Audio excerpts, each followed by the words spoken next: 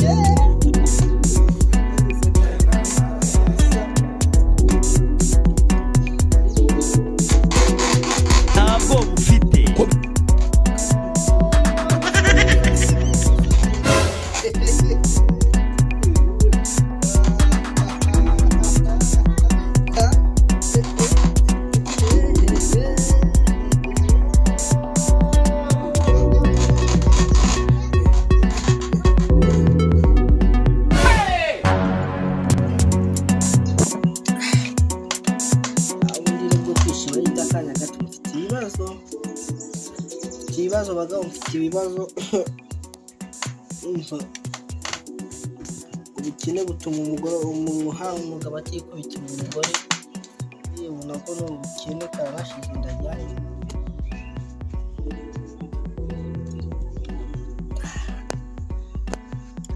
tekari karyoshye karakanyanya haya yishyura mani yishyura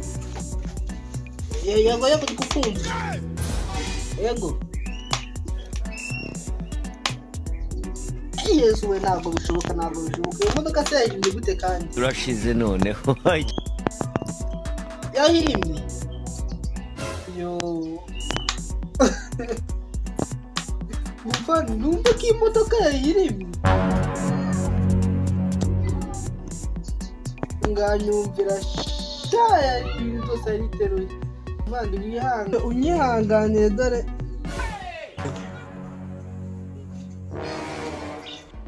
ega nta juru ry'ahanyo byahabe amatelefone nyine urumva uburyo bimeze imodoka nka kibaye ikigoryi noneho wala nyine ukuntu bimeze to kajya amazirantoki kandi ko kurya amazirantoki nawe ntago ari sabo urumva nyine nubwo narigerageje ko bitareko bikaba byanze amafaranga yawe ntago hanyuma ukaza yambonera ryari nyine mfite kuyabona nk'ejo nabwo ni mugoroba ngorobereza mwirimbi nawe kageye ntabwo bufite nako wihangane boss je kurya ntacyo bintu haye pe none ubwo twe ducukura yego ariko iki ubanje ukanyishyura ndakwishyuriye amazi iki se n'ubundi ko tugiye kugushyingura ariko uzikuri kubivuga wajyango napfuye nose ubundi wowe ubona uri muzima no ubwo niyo mpamvu ushaka kunyanga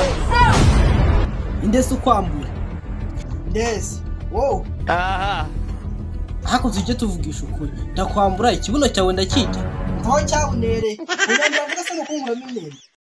oyo ubwo nukuye gushyiramo sha tuve mu magambo nyishyura ngaho twara telefone bihurire ikibara se nabandi kukijyana ukubona yo kunywera ukabura yo kunyishyura ni gwese basi yo bihuriremo nakumwe inkari wese ngenda kukuguza twavuzuganye ko zampa inzoga ngaho ugenda nyine ubwo nzaba nkwishyura akoza rubanda reka mubyibuhinda niyo mpamvu mugibye abandi ntimwishyure karira amazirantoki mwishashe